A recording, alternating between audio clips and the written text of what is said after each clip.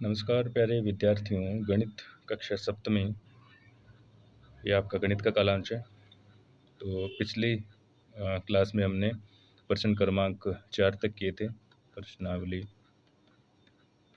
हमारी चल रही है 1.1 और प्रश्न क्रमांक 4 तक हम कर चुके हैं। आज हमें प्रश्न क्रमांक 5 में।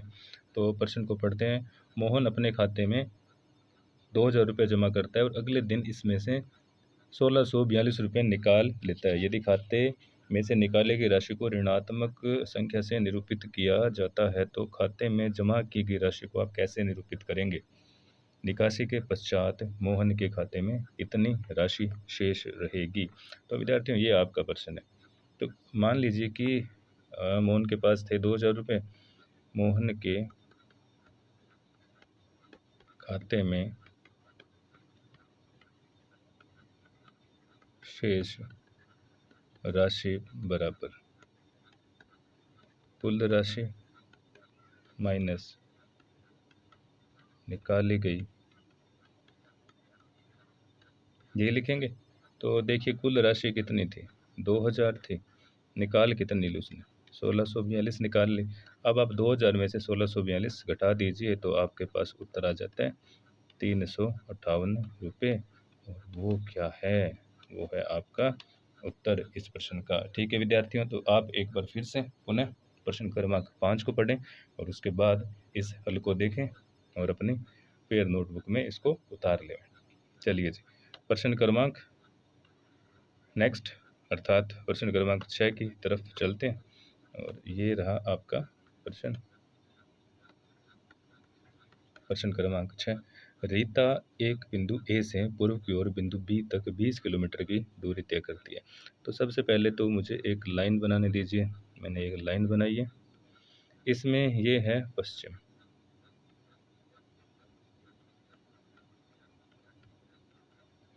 ठीक है विद्यार्थियों, और इस तरफ हो गया पूर्व।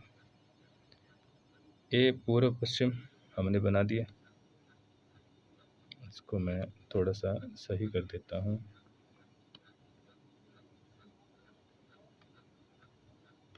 ठीक है, ये हमारा है पश्चिम। इस पर मानो कि यहाँ ये बिंदु है ए और रीता इस तरफ गई है बिंदु बी की तरफ। कितना चली है? 20 किलोमीटर हमने लिख दिया। ये चल के गई है कितना? 20 किलोमीटर। ठीक है, तो उधर चली ए से बी की तरफ, यानी पश्चिम से पूर्व की तरफ गई। अब प्रश्न आगे ये बोल रहे हैं कि रीता इस बिंदु बी से पुनः 30 किलोमीटर पश्चिम की तरफ जाती है, यानी इस तरफ आ जाती है। तो अभी देखिए वो यहाँ है। इस पॉइंट को मैं बोल देता हूँ सी, कि अभी रीता कौन से पॉइंट पर है? रीता सी पॉइंट पर है, ठीक है ना। यहाँ से लेकर यहाँ तक की कुल दूरी कितनी थी? 20 और 10 मिल के हो चुकी है 30, और उसमें से ये वाली 20 घटा दो तो ये दूरी आपके पास कितनी बची? 10 बची। अगर मैं इस बिंदु को, ये वाले बिंदु को मैं शून्य से निरूपित करूं तो ये हो जाएगा प्लस का 20। और आपको पता है कि ये दायां और ये बायां, अगर बाईं तरफ कोई संख्या होती है तो उसको हम ऋणात्मक अंक से निरूपित करते हैं। तो जो शुरुआत से रीता की जो स्थिति है उसको हम कैसे व्यक्त करेंगे? उसको हम व्यक्त करेंगे, यानी रीता की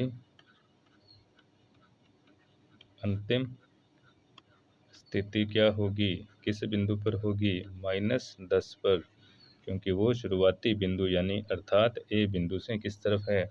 बाईं तरफ है। अगर वो दाईं तरफ होती तो उसको हम प्लस में रखते, अब वो बाईं तरफ है इसलिए हम उसको रखेंगे माइनस में। ठीक है विद्यार्थियों, तो ये था आपका प्रश्न क्रमांक 6। चलिए जी, अब हम करते हैं प्रश्न क्रमांक 7 को।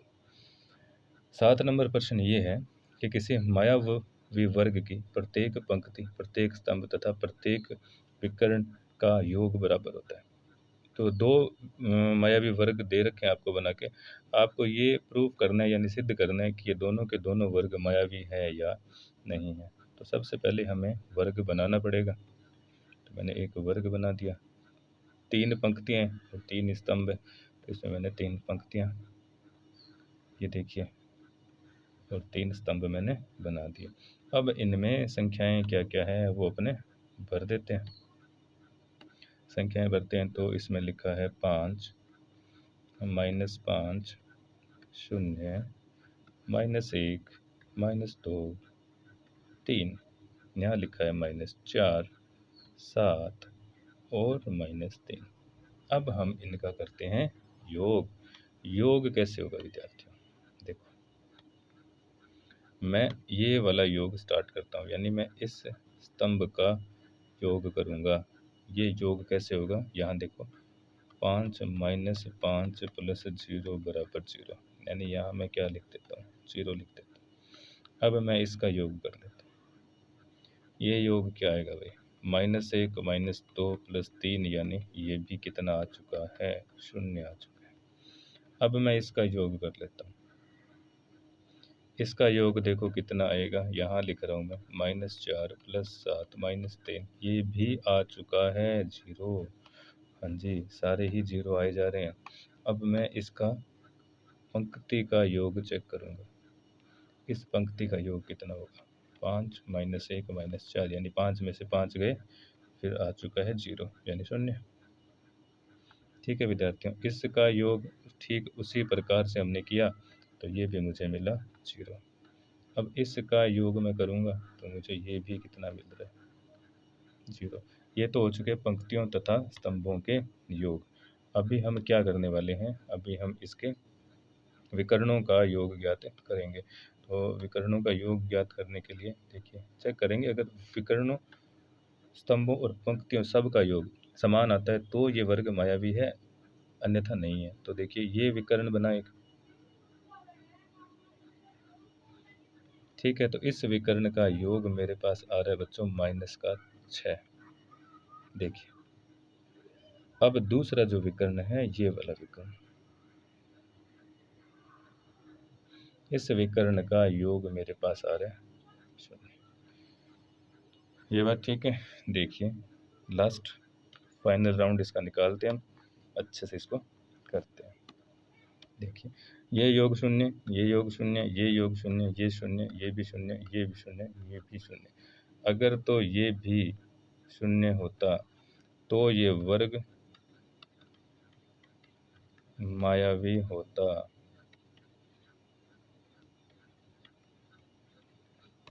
किंतु अभी तो ये वर्ग मायावी नहीं है, क्योंकि एक विकर्ण का जो योग आ रहा है वो अलग आ रहा है, अतः ये वर्ग मायावी नहीं है। ठीक है बच्चों, तो ये था प्रश्न क्रमांक 7 का पहला भाग, और जो दूसरा भाग है वो मैं आपके लिए छोड़ रहा हूँ, वो आप करेंगे और उसके बाद आप मुझे इसका उत्तर बताएंगे। अपने रफ नोटबुक में इसको करना और फिर मुझे बताना कि आप इसको कैसे कर पाए हो। ठीक है विद्यार्थियों, चलते हैं अगले प्रश्न की तरफ। देखिए, प्रश्न क्रमांक 7 पर आ चुके हैं हम। ए और बी के निम्नलिखित मानों के लिए सिद्ध कीजिए। देखिए, ये आपको एक प्रश्न दे रखा है। प्रश्न क्या है? ए माइनस बी बराबर ए प्लस बी। ठीक है विद्यार्थियों, और जो प्रथम प्रश्न आपको दे रखा है, ए बराबर दे रखा है 21 और बी बराबर दे रखा है 18। तो करना सिर्फ इसमें इतना ही है कि आपको जहाँ जहाँ ए दिख रहा है और जहाँ जहाँ बी दिख रहा है उसमें ए और बी के मानों को रख दीजिए। तो मैं पहले प्रश्न को लिख लेता हूँ, ए माइनस बी बराबर ए प्लस बी। ए की जगह मुझे क्या दिख रहा है? ए की जगह मेरे पास है देखिए 21, और बी की जगह मेरे पास क्या है? 18। तो मैं यहाँ रखूँगा 21 माइनस 18 बराबर, फिर इस ए की जगह 21 और बी की जगह 18, तो मैंने लिखा 21 प्लस 18। देखिए, 21 का 21 आया, ये माइनस माइनस मिल के हो जाएगा प्लस, बराबर 21 प्लस 18। तो देखिए क्या ये बात सत्य हो गई। 8 और 1 हो गया 9 और 39 बराबर 39। यानी ये जो पहला जो प्रश्न है, प्रश्न क्रमांक 7 का प्रथम, तो वो सत्यापित हो गया। ठीक है, यहाँ पे लिख दीजिए इति सिद्धम, इंग्लिश में लिखना है तो हैंस प्रूव्ड। ठीक है तो 7वें प्रश्न का दूसरा भाग, साथ ही साथ 8वें प्रश्न का, ये प्रश्न क्रमांक 8 है विद्यार्थियों, 8वें प्रश्न के बाकी बचे हुए दूसरा, तीसरा और चौथा भाग आपको करना है, और उसके बाद हम अगली क्लास के अंदर करेंगे बचे हुए प्रश्नों को। तब तक के लिए धन्यवाद।